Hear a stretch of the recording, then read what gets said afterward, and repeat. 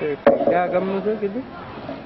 આજના તો 13મા સમૂહ લગ્ન ઠીક ઠીક બરાબર. સમારોહમાં ઉપસ્થિત પૂજ્ય સંતો, આ વાંધો નહીં, બરાબર. મારા સાથી ધારાસભ્યશ્રીઓ, સમાજના આગેવાનો, આ સમૂહ લગ્નનું જે આયોજન કર્યું છે અને આયોજકો, મંચ ઉપર બિરાજમાન બહેનો, મહેમાનો, વડીલો, યુવાન મિત્રો, માતાઓ અને બહેનો,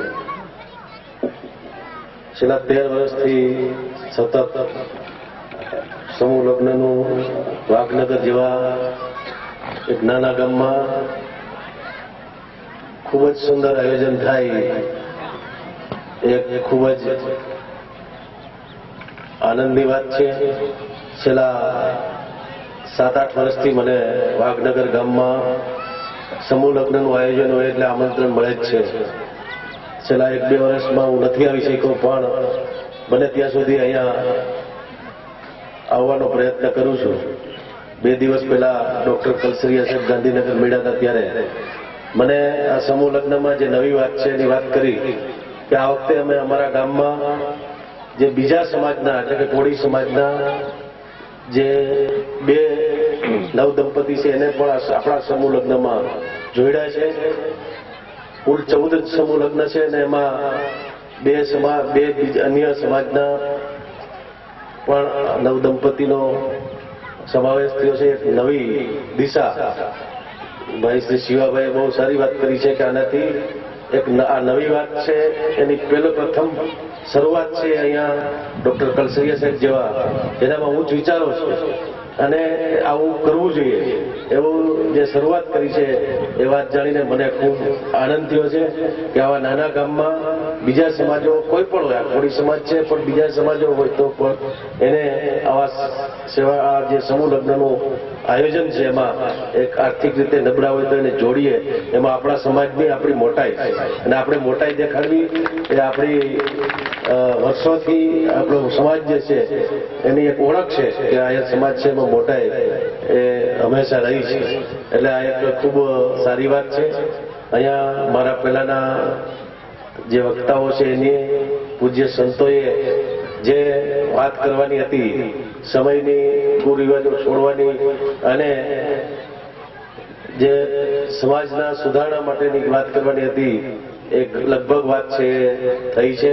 આજનો જે સમય છે સમયના સાથે આપણે ચાલવું જોઈએ. આજે સમાજ સમૂહ લગ્ન છે એ જે સમાજોમાં નહોતા થતા એવા દરેક સમાજોમાં અત્યારે સમયની જે જરૂરિયાત છે, સમયની જે માંગ છે એના હિસાબે અને છેલ્લા થોડા વર્ષોમાં રાજ્ય સરકારે ગુજરાત સરકારે પણ સમૂહ લગ્નને પ્રોત્સાહન આપવા માટે જે સમાજ સમૂહ લગ્ન નથી કરતા એવા સમાજો સમૂહ લગ્નમાં જોડાય એના માટે 7 ફેરા સમૂહ લગ્નની એક યોજના અમલમાં મૂકી હતી અને જે સમૂહ લગ્નનું આયોજન કરતા હોય એવા આયોજકોને સરકાર તરફથી પ્રમાણપત્ર આપે છે, પ્રોત્સાહિત કરે છે અને એના કારણે છેલ્લા 4-5 વર્ષમાં જોયું છે કે જે આપણા સમાજ કરતા પણ પછાત સમાજો છે, જે સમાજ અતિ પછાત છે એવા સમાજોમાં પણ આજે ઠેર ઠેર જગ્યાએ સમૂહ લગ્ન છે એને સ્વીકાર્યા છે અને સમૂહ લગ્નથી ઘણા બધા ફાયદાઓ છે.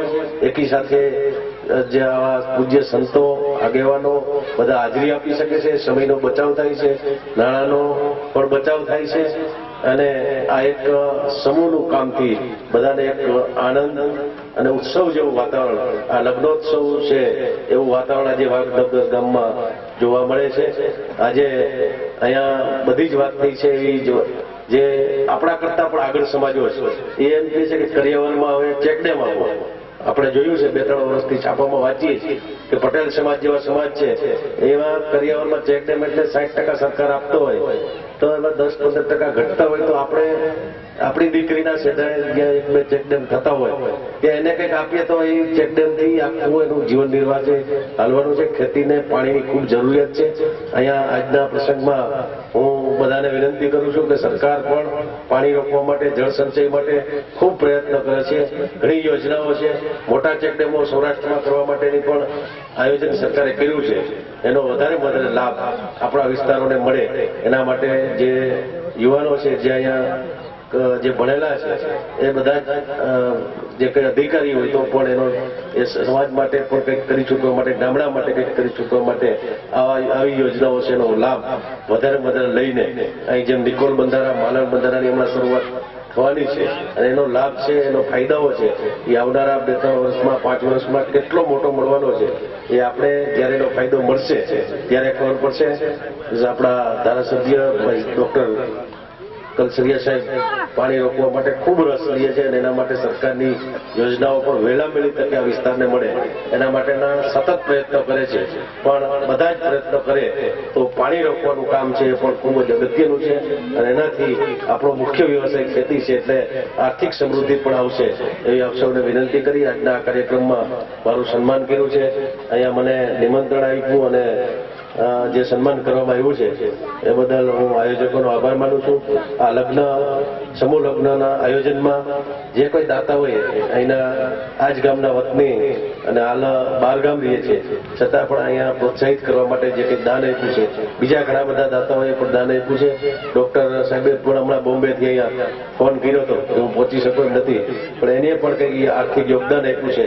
એવા બધા જ દાતાઓને પણ હું ધન્યવાદ આપું છું અને જે આ સમૂહ લગ્નમાં નવદંપતિ જોડાયા છે એના માતા પિતાને પણ ધન્યવાદ આપું છું અને નવદંપતિને પણ હું ખૂબ શુભેચ્છા પાઠવું છું કે એનું લગ્ન જીવન સુખમય નીવડે.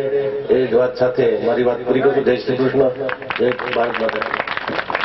આભાર મુલુભાઈ, સરસ મજાની વાત કરી.